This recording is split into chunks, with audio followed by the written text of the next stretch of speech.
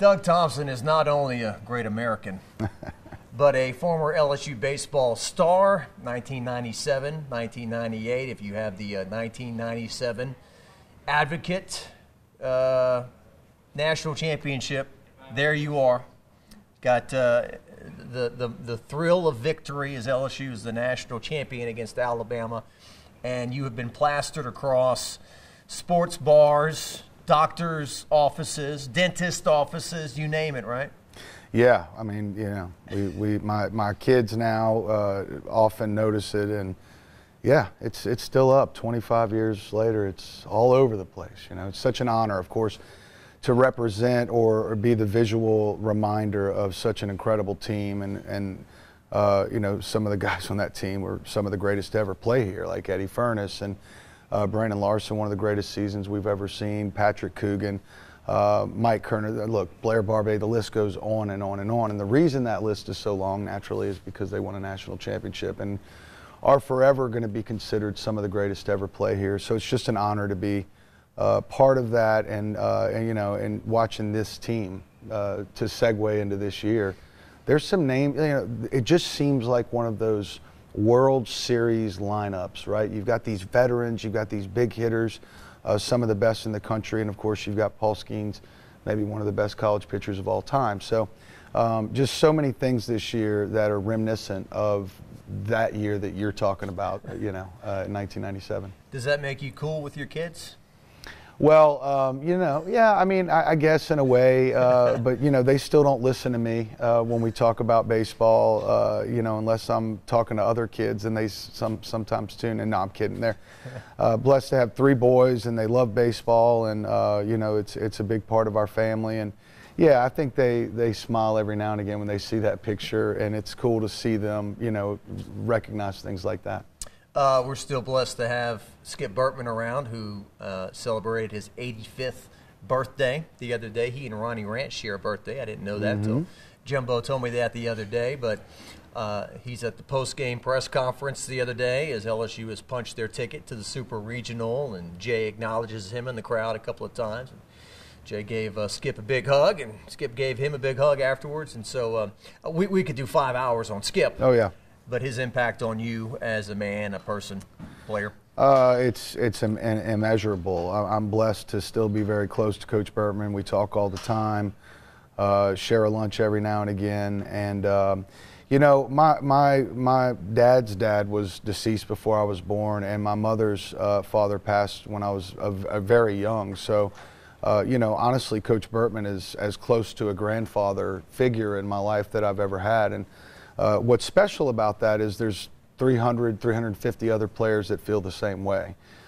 He's just, you know, back then he talked a lot about getting us ready for life too, and how baseball has all these different parallels and similarities to life itself, with the failures and the ups and downs. And I don't think back then we really understood, but now, as a father with children, you know, all of my teams know the hold the rope stories, and the story of Roger Bannister, and on and on and on. So not only the effect did he affect my life then and now as an adult, but the generations in the future that know the things that he taught me, right? And so on and so forth. And so many guys are the same way, are going to go on for lifetimes. He was your grandfather figure, so to speak, and you see those memes on Facebook, you know, the way my parents treated me, you know, the way they treat my grandkids, you know, big smile on the face. But he had to be your father figure in terms of at times challenging you, to bring out the best in you. And this is not always smiles and good times and, yay, we're having fun playing baseball. It is like life, because it is like a job, and you either come through or you don't, right? Tremendous competitor, and kind of brought everyone up to his level. And, yeah, I mean, look, it's not always pats on the head, right? And I've often said, you know, beyond the things that made him great, there's not just one thing that made him great. He was able to motivate. He was incredible when it came to reading the game and understanding what was going to put him in the best odds to win throughout the course of that game.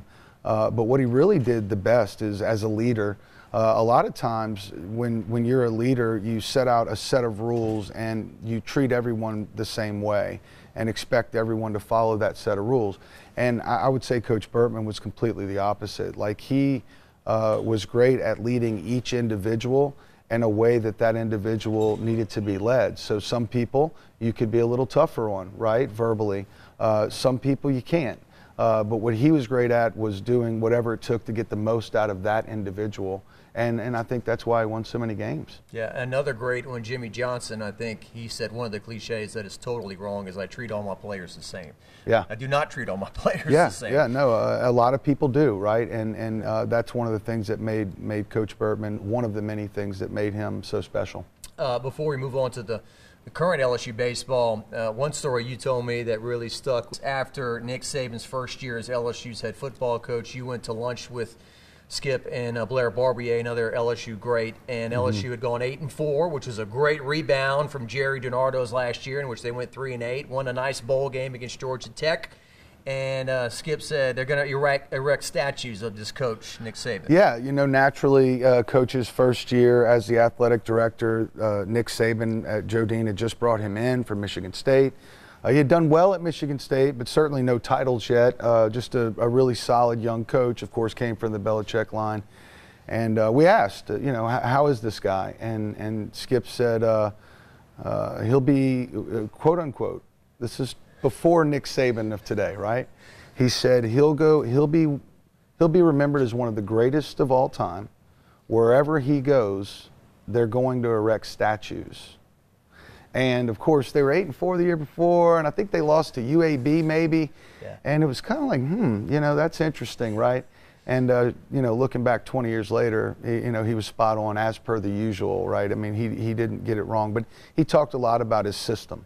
And of course, Skip had a system as well, meaning that, you know, on May 6th of this year, here's the speech we're given, and here's the moment we're going to use this, right?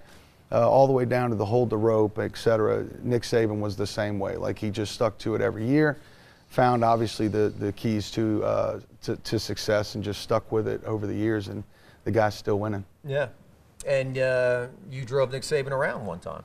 Yeah, man, you have a great memory. I got put into a car to go get Nick Saban at an airport in Gulfport, and right before the car took off from the casino that this event was at, somebody threw in a big bag of stuff for him to sign.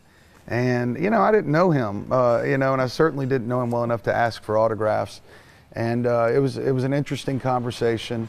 But we got it done. He signed the autographs, or at least some of them. And, yeah, it was just a really awkward deal. But, yeah. This was right after they won a national championship, right? Exactly. Like spring of literally like 04 after 03. A few months later, right after the 03 championship. And then he spoke, and then he escaped from that thing. Then he spoke and escaped, and asked me. We were, of course, both sitting at the head table, and he told me I was going to block for him out the door. He'd stop for one interview, and we're going to keep moving. So I'm not sure what they told him I did for LSU, but I just went there. It was a Gulf Coast alumni type, you know, dinner. You're a Mississippi guy. Yeah, I was just there with, you know, Ronald Dupree, and the next thing you know, I'm escorting Nick Saban in and out of the facility. And an aggressive group of people wanted their pictures and autographs, and that did not happen for a lot of some family friends and people I'd grown up with. I had to give them the nope, not now, sorry. I know there's nothing I can do here.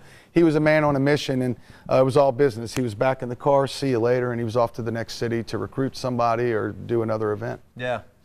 All right, so LSU baseball to this point, they've played 61 games, I believe, and all those games, they mean something. They set something else up. They move you into position to accomplish your ultimate goal, and here they are now 2 wins away from Omaha, which I almost feel like has been the floor for this team is Omaha, you know, as far as what fans will expect. And some people will say that's what they sign up for. Some people might say that's lunacy, but that's what it is. And so, you know, how do you I'm always fascinated by the dynamic of postseason pressure at LSU. Yeah. Just treat it like any other game, Doug. Go out and have fun, and it's not that. Yeah, I have some friends my sons play ball with. They just moved in town from West Virginia. In fact, she works here at LSU. And we were talking the other day, and we talked about we're going to host a regional here for the first time since 2019. It's been a long time, and he laughed and said, I find that funny how, that's the standard around here, that 1 or 2 years, and that's too long. We need to get it moving again. And that certainly is the expectation, and there certainly is pressure that goes with that. But look, the people that get here, these kids and these coaches that end up in this program, they love that, right? They live for that moment. Pressure doesn't do anything but accelerate a real player and a real team. And I really think that this team has answered the bell, especially the bullpen here over the last couple weeks, with Riley Cooper and some others. They've had some great outings to show that we do have some depth, and Thatcher Hurd now kind of answers that question mark just in the nick of time of who would be the third starter should we need a third starter. I think he pretty much solidified, at least for me. I know he gave up 7 hits in those 5 innings and gave up some runs, but he also struck out 12 batters, and that's a lot. I'm not sure Paul Skeens has had 12 strikeouts through 5 innings yet this year, for example. So it's just a really exciting time. These kids have been looking forward to this moment all year. Not just do they get to play postseason baseball with a chance to go to Omaha, but school's out. And there's no other pressure because, believe it or not, they really have finals too, and they have papers due too, and they have to get them done regardless of how they get them done. There's still that type of pressure that they have to deal with. So having all that off your shoulders and being able to focus on baseball, I remember that as a player. Like, you just get this, you feel like a pro player a little bit. You get to just go to the field, go back to the apartment, make sure you get your rest, hydrated, and then you're back at the field the next day doing the thing you love again. So, yeah, there's pressure, but look, again, if you sign a scholarship or you're a kid that wants to come to LSU, that pressure's there. Right? Like, Jay Johnson knew that pressure was here in the postseason and the demands of the fan base, if you will. So I don't look for that pressure to bother this team any more than it did 2009, 2000, 1997, and all the way down. Yeah. And moving forward, looking back at how they attacked last weekend, the decision to pitch Paul Skeens against Tulane, I'm trying to remember a decision they coach on this campus of any sport made that was more discussed and debated, and what are they doing, and this and that.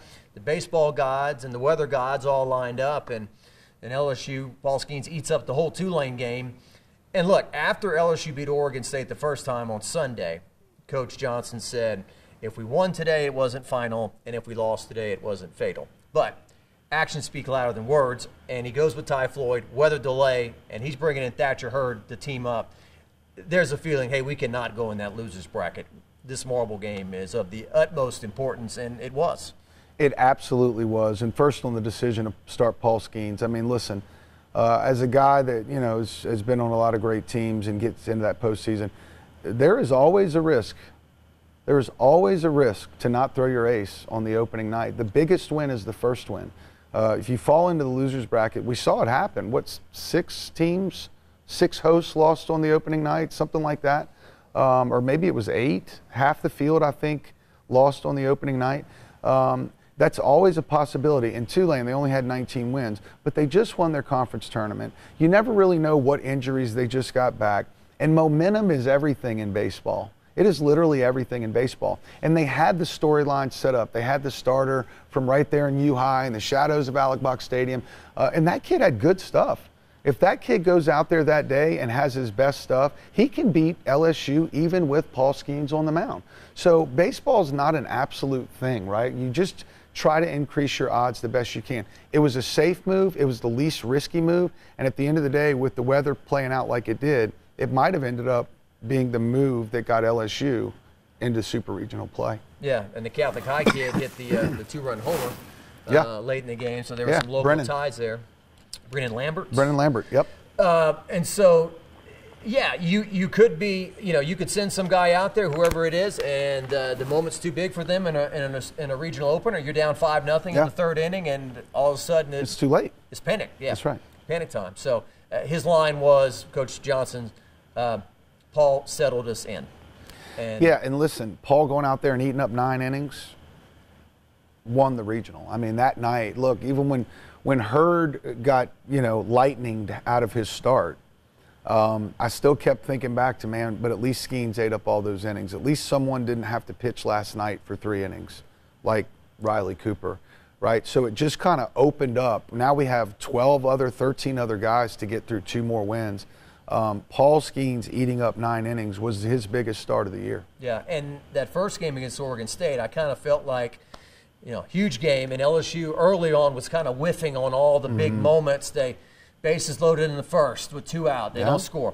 Bases loaded in the second, only 1 out, they don't score. Jordan Thompson, perhaps trying to do too much, throws home, a run scores. And then Thatcher comes in after the delay. Oregon State guy hits it. Looks like it's a little high. It keeps carrying. Yeah, the wind blew. Yeah, the first one was wind dated. Yeah. Solo home run, and the next guy smoked a double. At that point, the crowd's kind of kind of out of it, and it's like, man, this thing could go off the rails. But he settles in, and I thought Josh Pearson perhaps delivered the most important hit of the weekend with his 2-out triple that led to Dylan Cruz smoking the 2-run homer. That really got LSU. Drew Brees used to call it breaking the seal when they would get that first down of a game, and then they'd start rolling. That's kind of what it was. Yeah, the pressure barrier kind of gets lessened after the Pearson triple and, of course, the Cruz home run. But, man, you got to give it to Thatcher Hurd. He's got thick skin. He's tough because that outing reminded me a lot of the outing at Georgia, where he came in the 9th, he gives up the lead and at least ties it up. But then after that, it was shut down, all-American type stuff. Been watching out there for quite some time, 8 years, every pitch just about. And that's one of the best curveballs I've seen in 8 years out there, the one that he was throwing when he came in after Ty Floyd. So really feel good about the front end of the pitching staff. And I love Thatcher Hurd out of the bullpen really too. But, obviously we have some lefties that can come and get it done out of the bullpen. But, man, this offense is so overwhelming, right? Like, I'm just hoping for explosive runs early in the game to where, there's just it's easier to pitch and get outs as opposed to 1-run games. But Kentucky is pesky, right? They came here and we were in battles with them all 3 games. They actually came away with a win. And I circled them actually when they left as a team I thought could end up in Omaha. That's true. I really was impressed with their style of baseball. Real quick, Thatcher Hurd looks like Patrick Coogan, my opinion, facially. I need a side-by-side of those two. I guess I've never thought of that. When I was looking at him the other day, I'm like, who does he remind me of?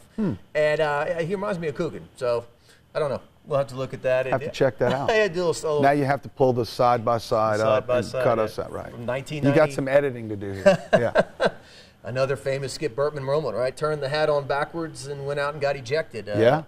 Coogan was pitching in that regional. Great memory. I got no life. I just think of For as stuff. old as you are, it's crazy. You can remember those things. Just an old guy, doesn't do TikTok or any of that stuff. LSU sports trivia, though, I feel like you're going to be a front runner there. Franques would still, as he walks by, Bill Franques he's the best of all time, and I tell you, he is the consummate professional, man.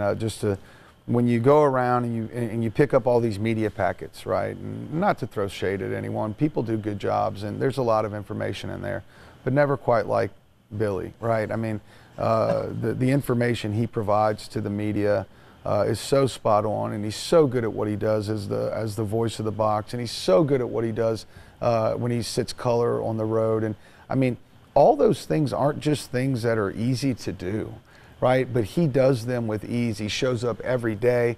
You've been there 2.5, 3 hours after the game watching Bill walk across the field by himself to go get in his rental car and get back to the hotel.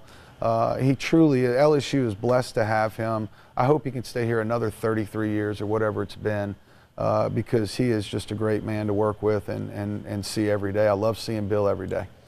I don't want to embarrass him by saying this, but every year the Tiger Rag magazine, they put out the money issue, and they list everybody at LSU and how much they make. And I saw what Bill made, and I told Maneri, I said, he's grossly underpaid. He needs a raise or something like that. And Maneri, I hope he doesn't mind, Maneri actually wanted him to get another title, like baseball czar or something. Yeah, bump seriously. it up, pay, and he presented that to the former athletic director, and the former athletic director did nothing with it. So. He's one of the best. Billy, he's just he and Kent Lowe at this point, they're just really legends. And again, blessed to hang out with him in the booth. We have a 3-man booth now in the postseason. I always enjoy sitting with Bill and doing that.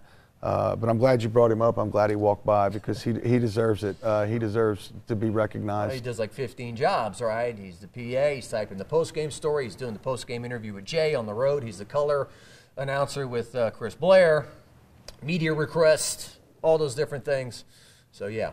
And somebody in the media one time said, I've never seen Bill angry. The closest I ever saw Bill get angry was he did this. That was it. Well, there's a story from the 2017 Omaha. They were, neck and neck with Florida in that final series. It was a very intense series, and let's just say at one point there was a loud bang during a tough play for LSU, and in between the innings, Chris and I turned around to make sure everything was okay. And Bill may or may not have let a right hook go at the wall at some point. We still talk about to this day. So, yeah, no, there's not a lot of emotion in there, but he bleeds purple and gold. You can bet on that, and he wants them to win every time, and he's pulling just as hard for the Tigers to win as anybody else out there, I can promise you. Was that the slide at second base maybe and the cleats up in that game too? Or it might have been, but it was a strong punch, one that made me realize I don't want to tangle up with Billy Franques. Bill would tell the stories about Hawthorne sometimes throwing the headset when a game would go to the 14th inning or something like that. Yeah, he did not, Mr. Hawthorne did not like extra inning baseball. And every time he went to Zephyr, that would happen, it seemed like. Yeah, it did. So, all right, so Kentucky comes in. One thing I remember about Kentucky, Doug, they were very chatty. They talk. Boy, they talk. And the fans behind me during that series were like, Kentucky baseball, they're not Florida or Vanderbilt or Mississippi State, some of these teams that have a little more history, but they're coming on, and I don't know how much that comes from their coach, who's kind of got a little swagger and moxie to him, little John Cohen. A little bit. A little bit to him. So, yeah, I mean, look, to me, they remind me of the old school, West Coast baseball team. They're going to run, they're going to hit and run, they're going to bunt, they're going to pitch out, they're going to pick off a lot. They're going to do all the little things really well. And as far as them being chirpy, I mean, look, that's to each his own. And LSU, I could see that turning against them as well, right? I mean, just throwing gas on the fire because, look, the one thing I hated about this regional, I wish we could rewind the time and get all the weather flushed out, is that when you get postseason play at your facility, it's supposed to be in your favor, and certainly here at the box. One of my favorite things in the minor leagues, meeting, guys from all over the country, was to hear how tough it was to catch a fly ball in a regional at Alec Box when that whole corner of the stadium is screaming even louder as the ball gets closer to the player. Anyway, we didn't have that this week. The weather flushed a lot of people out. Nothing anyone could really do. I mean, there was 4-hour weather delays and the lightning wouldn't stop striking. But I hope this weekend, the magic of the box, this team deserves it. And I really feel like if it gets like it got the way I remember it in regional championship play, where you're about to do the regional romp and punch your ticket to Omaha, it's going to be tough for Kentucky. But if something happens to where we don't get this thing packed out, just adds to their chances to win, right? So I really hope, for the team's sake, for the fan experience sake, this is the weekend that we've all been waiting for. We've been watching this season closer than any other season, maybe in the past 25 years, right? Like, now's the time to come out here and support this team. It should be electric. I'm hoping it's electric for 2 more nights. I've seen that happen in other sports. I've seen that happen in LSU softball too, where in the spring the weather's good, big SEC series at home, it's packed out all 3 games, and then you're playing the most important games of the year, and it's not that, and so. Well, I don't expect that, but I'll tell you from experience, I have felt the ground shake, and I know what that impact is, and I've seen some improbable things happen in regionals. Look, you go back and look at the books, like, neither of the teams that I was on were cakewalks. Those regionals weren't cakewalks. I mean, we had to come out of the losers bracket one year. Eddie Furness had to hit a home run and then the top of the 9th inning just to tie the game. I mean, there were some things and some bullets we had to get past, but some of those bullets, we dodged them because of the magic of the box. When they get to the LSU or Eddie with the bases loaded, man, it's hard to explain to someone that's never been down there on the field the impact that has in any sport, really, but certainly here at LSU. So I'm hopeful that this super regional is slammed to the gills. I hope the fire marshal just says whatever, put them on the field, because if it gets like that, again, I think that just makes LSU, gives them an even better chance to win. Yeah, and to reiterate, it's not a slam on the fans last weekend. No, not at all. It's circumstances. You're playing on Monday, I wanted to leave. I mean, you know how long, another lightning strike? I mean, I think at one point the longest we got was 21 minutes into a lightning strike. I mean, we were starting to count that, like, how long's it been? Oh, wait, we might have to move, and then boom. But never mind, everybody sit back down. So a very frustrating day, and people have things to do, and, of course, busy schedules. But I will say, even that Monday game, at first, I was like, oof. I mean, it only looked like, man, 6,000, if that's half, maybe 7,000. Yeah. But by the end, I was fired up for our fan base and took a lot of pride in the fact that maybe more like 9 or 10 ended up, it looked like, being in the stands at the very end of the game. This was bizarre for me. I don't think this has ever happened before, where the game ends, we're going down the field to shoot interviews. Head coach Jay Johnson gathers up the team. He talks to them. They all start walking away. You can kind of hear some talking. Get the team back up. Gathers them up again. You kind of hear a smattering of applause. As news of Wes Johnson, the pitching coach, breaks that he's going to Georgia. And so there's that dynamic to deal with moving forward. And so hopefully, I mean, Jay has said that Wes is totally locked in, and you hope that's the case. But it will be interesting when you've got a guy who's going to an SEC school that will eventually be trying to beat you. Is coaching. I mean, I guess, but I mean, Wes Johnson's a professional. I mean, he's been doing this for a long time, and it would be hard. It would be hard for you to make me believe that he wants to win a national championship any less than anybody that's been there since November they started, or August when they got back from summer break. So I don't really see that as a concern. I mean, honestly, I look at kind of what's happening with Scott Berry and Hattiesburg, and there's stories like that where the coach is leaving, and that kind of is a rallying cry for the team. And these pitchers, I've talked to multiple of these kids, they've got a lot of respect for Wes Johnson, and he's built a rapport with a lot of them and relationships. So, you know, I don't really think, other than it being a distraction that it happened, he's staying here, and there's no question in my mind, as a professional, he wants to win a national championship, and there's no question in my mind that right after that national championship, he'll be doing everything he can to figure out how to beat the Tigers next year. Yeah.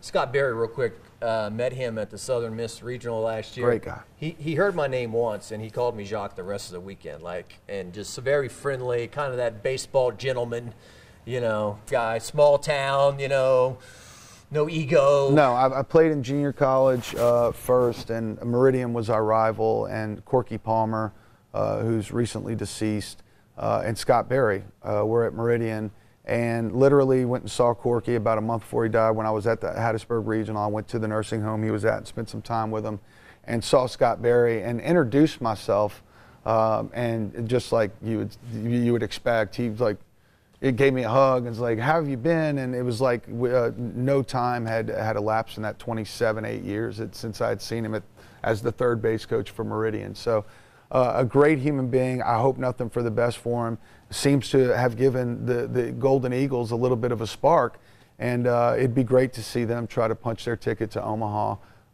in his last year. Like they did with Corky. It was Corky Palmer's last year. Exactly. They went to Omaha, didn't exactly. they? The one time they went? Exactly. So yeah. I'd like to see that happen because of Scott Berry. And, you know, that would mean Tennessee would be home for the offseason as well. I did an interview with Bill early in the year, who I've never heard smack talk anybody. And we were chatting, and he was like, you know, Jay does things the right way and with class, unlike another team in the conference that wears orange and white. And I was like, whoa, Bill throwing some shade at Tennessee. So anyway, yeah. I'll let Bill speak for us both. Yeah, no one roots for Tennessee around here, man. No. No. All right, so down the stretch here, just a couple more things. So now, is it harder to win a regional than it is a super? Obviously, I mean, is Kentucky that much better of a team than Oregon State? I don't know. I mean, the competition is supposed to be better. But in this situation where you could only possibly pitch 2 games and win them both, as opposed to having to pitch 3. with the pitching. Is it harder to win a regional than a super? I would say no, because again, that first game should be a pretty easy win, and then you're going to have 2 tough games, and here you're going to have hopefully 2 tough games and come away without a third game. I think that's the focus, right? Like if you're LSU, you want to go ahead and grab them both. You go Skeens in that game 1 and try to get ahead, and then punch your ticket Sunday night and enjoy a longer rest. Know what you're doing in Omaha. Give the fans more time to get their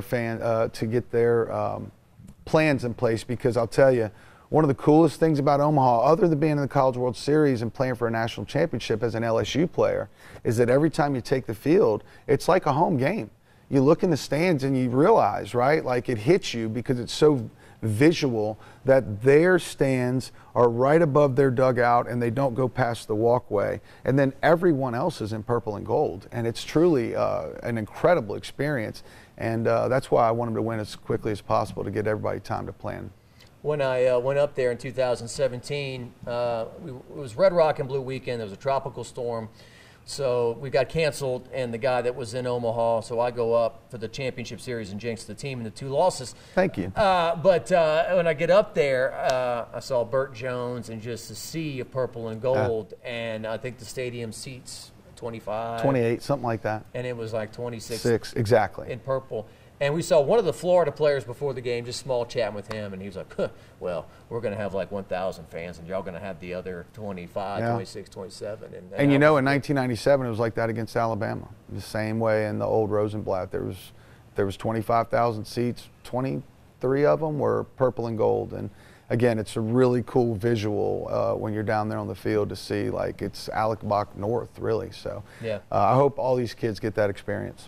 All right, well, I haven't even mentioned it. Of course, he's a broadcaster as well on Eagle 98.1 with Chris Blair, and Buzzy Heidel sits in. Hunt Palmer does some stuff here and there. Yeah, Hunt's kind of the bullpen guy. When, you know, Buzzy has 2 little girls, I have 3 little boys. Sometimes life takes over on a Tuesday or on a Sunday, and Hunt is part of the team, and he's been great to fill in for us. He's even made a couple road trips when necessary. Another WAFB intern who has surpassed the people who tried to instruct him. So, all right. Well, and then Riley Cooper and Nate Ackenhausen and those guys, hopefully they'll do the job as well this weekend. Yeah, I mean, look, 2 for 2 so far. They both had really good outings this last week. I love, their stuff is great. Riley Cooper's, what makes him, I think, special is he's unflappable. He's got tough skin, like no moment's too big for him type of thing. And if he's got his changeup working, he's really effective. And he's throwing the ball in there pretty good right now in terms of velocity. And Ackenhausen's the same way. I mean, they're really kind of a carbon copy of each other, maybe a little bit different stuff, but they both go right at you and get outs. And don't forget the lefty Griffin Herring. Yeah. He threw really well the other day, 3 innings, 3 1/3. To really get to Gavin Guidry at the end of that bullpen, which it looks like, so far that's going to be the guy in those games to come and close the door, which for a true freshman who came here as kind of a part-time middle infielder pitcher, so what a special talent for him. But again, what makes him really good is that I don't know that the moment bothers him. I think he loves the big moment. I think he gets engaged in the big moment. And that's what I heard about him coming in, is that he really doesn't feel the pressure thing, and he doesn't really play like a freshman. And so far, so good. I really like what I've seen from him on the mound. And more big moments coming with him in the Baton Rouge Rougarou. Oh, really? Yeah. Sweet. He's not going to pitch, but he's going to play on the infield. Sweet. With them. All right, Doug Thompson, thanks so much for your time. Enjoyed it, my friend. Man. Always. Thank you very much.